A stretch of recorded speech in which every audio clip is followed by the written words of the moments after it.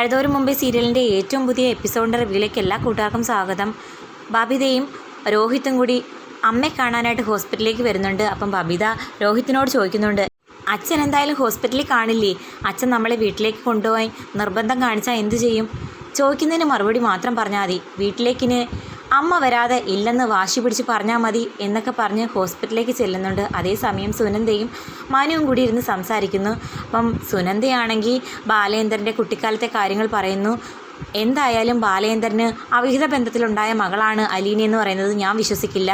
പണ്ട് മുതൽ ബാലേന്ദ്രൻ്റെ മനസ്സിൽ ഒരു പെൺകുട്ടി മാത്രമേ ഉണ്ടായിട്ടുള്ളൂ, അത് നമ്മുടെ വൈജയന്തിയാണ്. രണ്ടുപേരും ചിരിച്ച് കളിച്ച് സംസാരിക്കുന്നത് ഞാൻ ഒരുപാട് വട്ടം കണ്ടിട്ടുണ്ടെന്ന് പറയുമ്പോൾ മനു പറയുന്നു, അത് വെറും ഫ്രണ്ട്ഷിപ്പായിരുന്നു. പക്ഷേ ബാലേന്ദ്ര സാറിന് വൺ വേ ലവ് അല്ലായിരുന്നോ? വൈജയന്തി മേഡത്തിന് അതില്ലായിരുന്നു. പറഞ്ഞിട്ടെന്താ കാര്യം? എന്നാലും നിങ്ങളെല്ലാവരും വിശ്വസിച്ചില്ലേ ബാലേന്ദ്രന് മറ്റൊരു പെൺകുട്ടിയുമായി ബന്ധമുണ്ടെന്ന്? ഞാനങ്ങനെ വിശ്വസിച്ചിട്ടില്ലെന്ന് മനു പറയുന്ന സമയത്ത് സുനന്ദ ചോദിക്കുന്നു, അതിനർത്ഥം മനുവിന് എന്തൊക്കെയോ കാര്യങ്ങൾ അറിയാം. എനിക്ക് ചെറിയൊരു ക്ലൂ കിട്ടിയിട്ടുണ്ട്. എന്താ? അലീന ശരിക്കും ആരുടെ മകളാ എന്ന് ചോദിക്കുന്ന സമയത്ത് മനു പറയുന്നു, അതിന് കുറച്ച് തെളിവും കൂടി കിട്ടണം. അധികം താമസിക്കാതെ സത്യങ്ങൾ എല്ലാവരും മനസ്സിലാക്കുമെന്ന് തന്നെ ഞാനും പ്രതീക്ഷിക്കുന്നു. അതേസമയം കൃഷ്ണമോളാണെങ്കിൽ സ്കൂളിൽ പോകാൻ മടി കാണിക്കുന്നു. എനിക്ക് സ്കൂളിൽ പോകാൻ യാതൊരു താല്പര്യവുമില്ല. ഞാൻ സ്കൂളിൽ പോയി കഴിഞ്ഞാൽ പിന്നെ ചേച്ചിയും അച്ഛനും മാത്രമല്ല ഇവിടെ ഉള്ളൂ. അച്ഛൻ ഹോസ്പിറ്റലിലേക്ക് പോയി കഴിഞ്ഞാൽ ചേച്ചി ഇവിടെ ഒറ്റയ്ക്ക്, ആരെങ്കിലും വന്ന് പ്രശ്നം ഉണ്ടാക്കുമെന്ന് എനിക്ക് പേടി.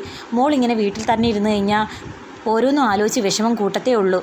സ്കൂളിൽ പോയി കഴിഞ്ഞാൽ കുറച്ച് നേരമെങ്കിലും മൈൻഡ് ഒന്ന് ഫ്രഷ് ആകുമെന്നും അച്ഛൻ ഹോസ്പിറ്റലിലേക്ക് പോകുമ്പോൾ കൂടെ ഞാനും പോകുന്നെന്ന് അലീന പറയുമ്പം കൃഷ്ണമോൾ ചോദിക്കുന്നുണ്ട്, അങ്ങനെ ചെന്ന് കഴിഞ്ഞാൽ അമ്മയ്ക്ക് ഇഷ്ടപ്പെടുമോ? കുഴപ്പമില്ല, എങ്കിലും ഒന്ന് ചെന്ന് കാണണമെന്നാണ് ഞാൻ ആഗ്രഹിക്കുന്നത്. അതിനുശേഷം നമ്മുടെ ബാലേന്ദ്രനാണെങ്കിൽ ഫുഡ് വിളമ്പി കൊടുക്കുമ്പം അലീന തൻ്റെ താല്പര്യം പറയുന്നുണ്ട്. അതായത് വൈജയന്തിയെ താൻ തന്നെ നോക്കിക്കോളാം, കാരണം വയ്യാതെ കിടക്കുന്ന പേഷ്യൻസിനെ നോക്കി എക്സ്പീരിയൻസും ഉണ്ട്, അതിൻ്റെ കോഴ്സും പഠിച്ച് തല്ലി അലീന.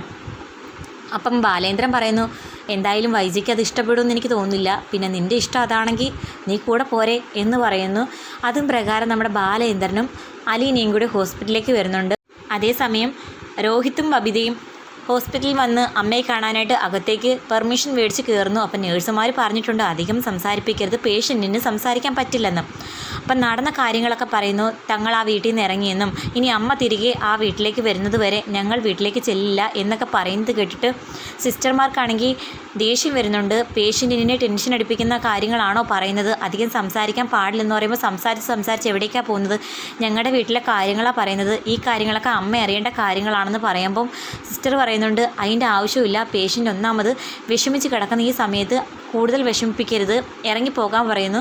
അതും പ്രകാരം അവരങ്ങ് പോകുന്നു. അങ്ങനെ അലീന വന്ന് വൈജയെ കാണുന്നു. അപ്പം വൈജയോട് സംസാരിക്കുന്നെങ്കിലും വൈജയ്ക്കാണെങ്കിൽ ഒറ്റ കണ്ണുകൊണ്ട് അലീനയെ ദേഷ്യം പിടിച്ച് നോക്കുന്നു.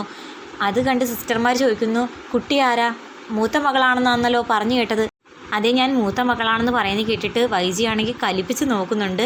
ഏതുവരെ പഠിച്ചു എന്നൊക്കെ ചോദിക്കുമ്പോൾ +2 കഴിഞ്ഞ് പേഷ്യൻസിനെ നോക്കുന്നതാണ് തനിക്കിഷ്ടമെന്നും ആ കോഴ്സ് പഠിച്ച് ആ വർക്കാണ് ചെയ്തുകൊണ്ടിരുന്നതെന്ന് പറയുമ്പം അപ്പം വയ്യാതെ കിടക്കുന്ന ഈ പേഷ്യൻറ്റിനെ നോക്കാൻ ഒരു ഉപകാരമാകുമല്ലോ എന്നും പേഷ്യൻറ്റിനെ മരുന്ന് കൊടുക്കുന്നതും ഫുഡ് കൊടുക്കുന്നതും ഡ്രസ്സ് മാറ്റുന്നതൊക്കെ ഭയങ്കര ബുദ്ധിമുട്ടായിട്ടിരിക്കുന്ന ഈ സാഹചര്യത്തിൽ അതൊരു ഉപകാരമാകുമെന്നും ഒക്കെ സിസ്റ്റർമാർ പറയുമ്പോൾ ഞാൻ നോക്കാൻ തന്നെയാണ് വന്നിരിക്കുന്നതെന്ന് പറയുന്നു. എന്തായാലും ആ ഡ്യൂട്ടിയൊക്കെ ഞങ്ങൾക്കാണെന്നും മറ്റാരും ചെയ്യാൻ സമ്മതിക്കില്ലെന്ന് പറയുമ്പോൾ കുഴപ്പമില്ല, ഞാൻ ചെയ്തെന്ന് അവരോട് തുറന്ന് പറയാം എന്നൊക്കെ പറയുന്നുണ്ട് അലീന. അതേസമയം ശിവനെയും രാജീവനെയും കണ്ട് ബാലേന്ദ്രനാണെങ്കിൽ കണക്കിന് കൊടുക്കുന്നു. അതേസമയം രാജീവനാണെങ്കിൽ ശിവനോട് പറയുന്നു, എന്തായാലും അവളെ ഇവിടെ നിർത്താനാ ബാലേന്ദ്രൻ്റെ പുറപ്പാടെങ്കിൽ അതിന് തക്ക ഒരു ശിക്ഷ കൊടുക്കണം. നമ്മൾ വിരിച്ച കെണിയിലേക്ക് അവളായി തന്നെ വന്നു വീണിട്ടുണ്ട്. എന്തായാലും നമ്മുടെ ബാലേന്ദ്രനാണെങ്കിൽ വൈകിട്ട് വീട്ടിലേക്ക് വന്ന് കൃഷ്ണമോളോട് ചോദിക്കുന്നു, അലീന എന്തി ഇതുവരെ വന്നില്ലേ? ചേച്ചി വന്നില്ലല്ലോ, അച്ഛൻ്റെ കൂടെ അല്ലേ പോയെന്ന് പറയുമ്പം അലീനയെ കാണാത്ത വിഷമത്തിൽ ബാലേന്ദ്രൻ അന്വേഷിക്കാൻ പോകുന്നു. എന്തായാലും നമ്മുടെ രാജീവനും ശിവനും കൂടി അലീനയെ തട്ടിക്കൊണ്ടു പോകാനും കണ്ട ചാൻസ്.